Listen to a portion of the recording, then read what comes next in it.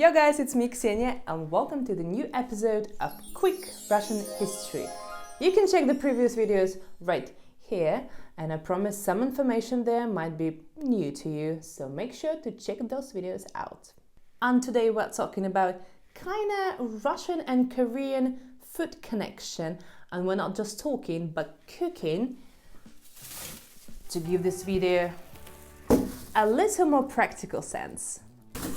And we are making Korean salad. I can't say it's really salad, it's more of a side dish like banchan. So you might be wondering, how the hell some Korean side dish have something in common with the Russian culture? But my boy, hold your horses and follow the recipe for now. All that we need is 1 kilo of fresh carrots, and firstly we need to peel them and cut the ends.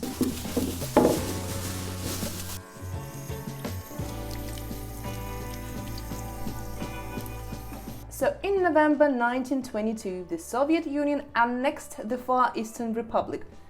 Yeah, it's a kind of a common hobby in Russia to claim someone's lands as theirs. You know, collecting postage stamps at that time had already become a mainstream, so they should have thought of something, you know, more fun. And yeah, annexed the Far Eastern Republic and said, "This is our lands now, folks, and you Koreans are our Soviet Union citizens now." The same year, Soviet Union rejected the idea of creation Korean RSSR that would give Koreans autonomy. So welcome to Russia, I mean Soviet Union.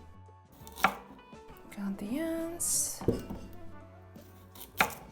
And due to the past Russo-Japanese War, people were still suspicious to Soviet Koreans, thinking that they were still working for the empire. And between 1928 and 1932, the violence against Koreans and Chinese increased. And as a result, a lot of Koreans and Chinese ran to Manchuria and Korea. So the obvious decision was to move the rest of Asians from Vladivostok to Khabarovsk region and replace them with Slavic people to, you know, calm down and balance. That's actually a lot of carrots. It's gonna be good, guys, I promise you, it's gonna be good. Okay, let's go.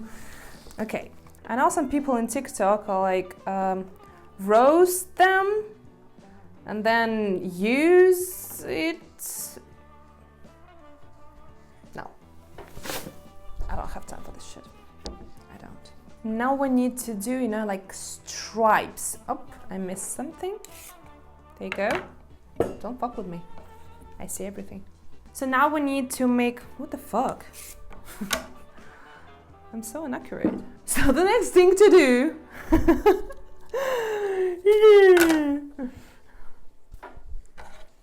Next thing to do, we need to make like long stripes.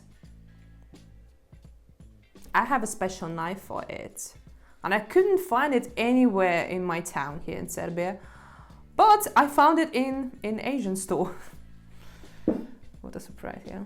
So in 1937, the Soviet Union adopted the decree number blah blah blah, whatever number it was, which ordered the deportation of the Soviet Koreans from the Far East to the South Kazakhstan region, Uzbek SSR and Aral Sea areas. So we have to have something like this. Jesus, I'm gonna spend the whole day here. Ugh. Ugh. Oh my god. I mean, I'm gonna spend the whole fucking day here. I have 6 more. Jeez. I need a ball. There you go.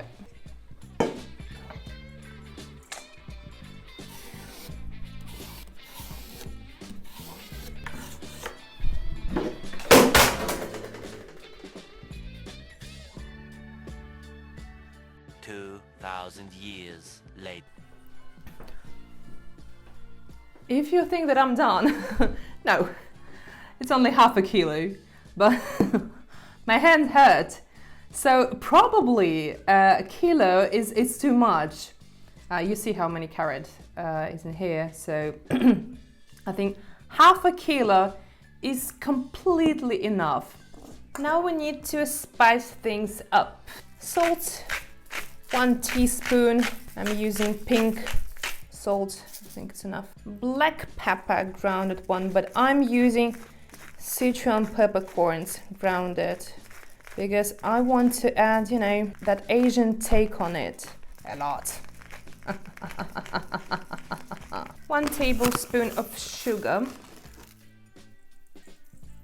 I'm gonna add spicy red pepper because I like things spicy.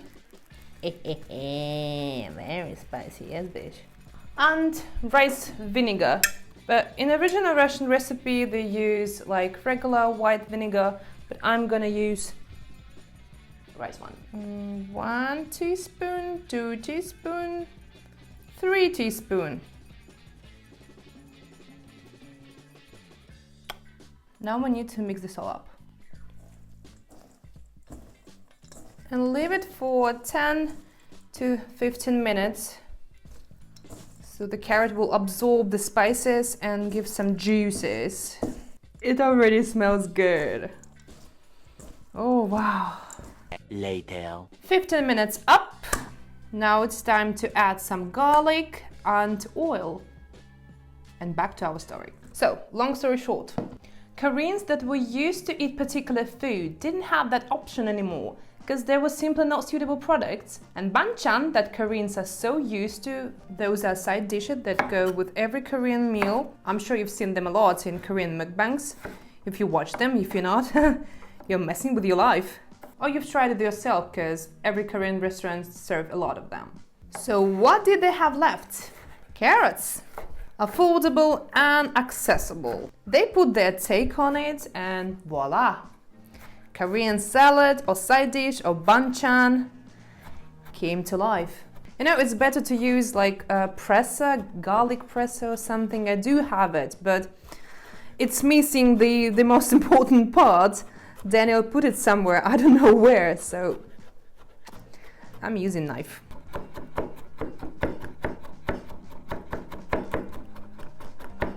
Now what we do, we put garlic on top of the carrots and not mix it. It's important.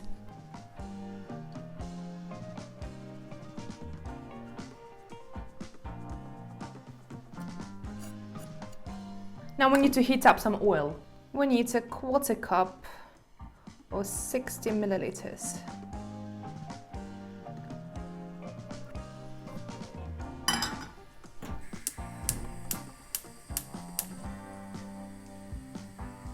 Do not boil it, but heat it up. Okay, what we do now is just pour the oil on the top of this masterpiece. And mix it. Not with your hand, of course. I do clearly remember this thing from my childhood. It was 90s, we were living in Yekaterinburg, and people were selling this in long shaped plastic bags right on the streets. It was delicious, I do remember that. Slightly spicy, garlicky and oily. As time went and Korean carrots were absolutely everywhere. And it's still very, very popular in Russia. You can find it in every store. Different kinds, even with tofu skin. By the way, very weird thing about Russia that you don't know about. In Russia, dried tofu skin called asparagus.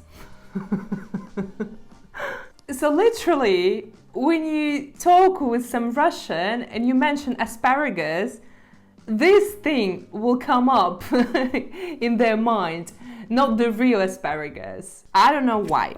I really don't know why. Now we put it in the container.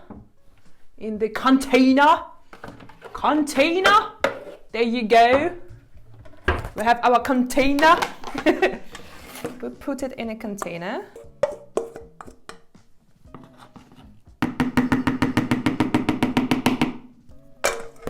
and we put it in the fridge and leave it for 5 to 6 hours, but it's better to leave it overnight. 6.5 hours later.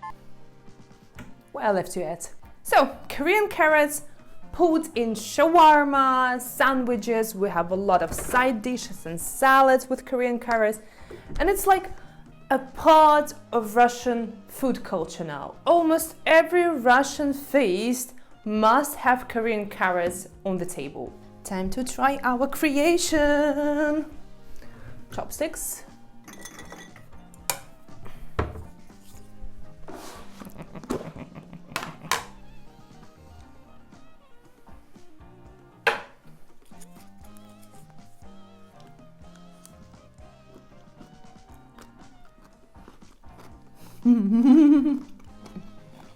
It's wonderful.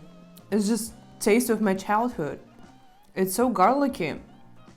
Oh wow. Oh wow.